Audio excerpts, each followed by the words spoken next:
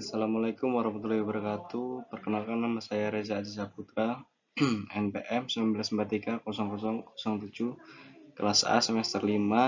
Saya di sini akan mengerjakan tugas mata kuliah keamanan informasi, yaitu tentang waspada terhadap maling data pribadi.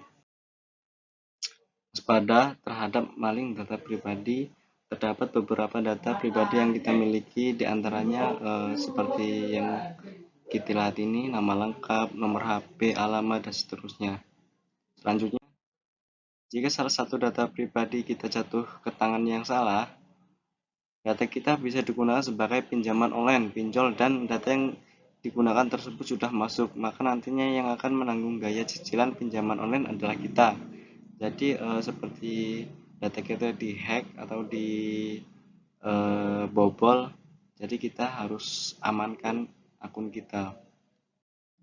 Selanjutnya kasus, yaitu yang kasus pertama.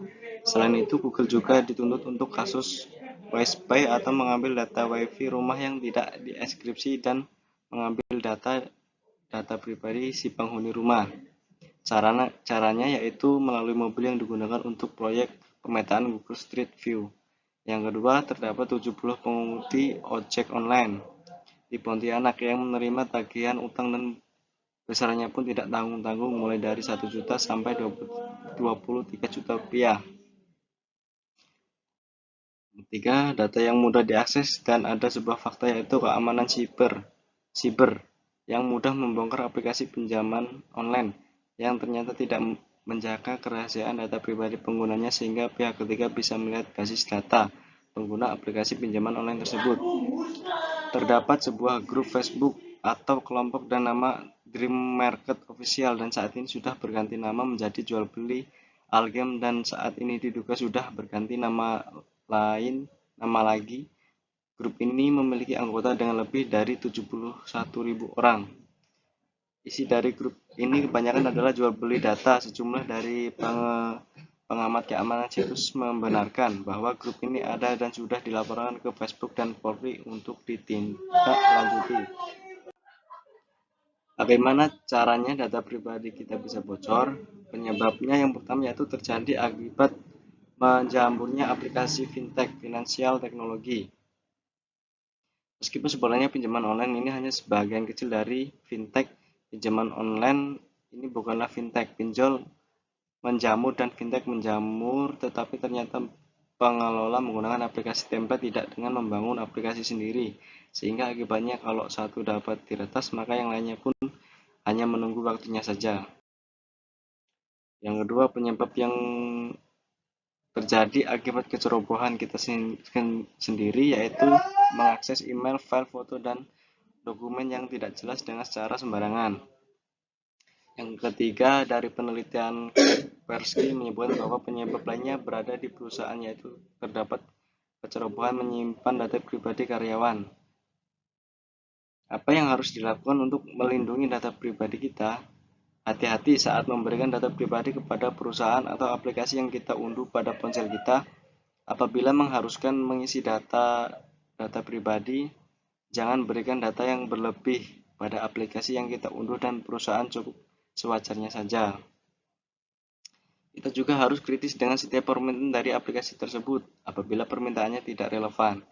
Seperti misalnya saat mengunduh aplikasi musik, kita diharuskan memberikan akses kontak, foto, dan pengolah file.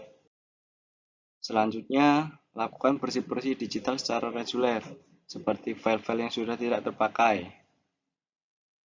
Jangan mengunggah foto scan, foto selfie dengan memegang KTP, karena hal tersebut bisa digunakan untuk melakukan otoritas. Demikian juga dengan kartu identitas seperti KK, KTP, tiket perjalanan online, dan dokumen penagihan. Jangan pernah mengunggah secara sembarangan pada media sosial, sebab data-data tersebut sangat penting dan bisa saja diambil oleh orang lain. Selanjutnya, perusahaan juga perlu menumbuhkan budaya bisnis dan keamanan. Selanjutnya, negara juga harus hadir. Setidaknya terdapat 30 undang-undang yang menyinggung data pribadi, seperti UUD Perbankan, UUD ITE, UUD Administrasi Kependudukan, dan Catatan Sipil. Jika membutuhkan pinjaman online, terdapat pinjaman online yang aman. yaitu seperti yang ada pada gambar. Apabila kita benar-benar terdesak dan ingin melakukan jasa pinjol, pastikan terlebih dahulu bahwa aplikasi pinjaman online yang ingin kita gunakan sudah terdapat di OJK. Harus lebih teliti dengan syarat dan ketentuan yang berada pada aplikasi pinjaman online yang ingin kita gunakan. Dan selanjutnya waspada juga dengan akses permintaan data di ponsel kita. Karena tidak harus permintaan data kita, juga harus waspada untuk izin publikasi data. Terima kasih bila ada salah atau tutur kata saya yang tidak pas. Saya mohon maaf dan saya mohon ampun kepada Allah Subhanahu wa taala. Saya akhiri wabillahi taufiq walhidayah. Wassalamualaikum warahmatullahi wabarakatuh.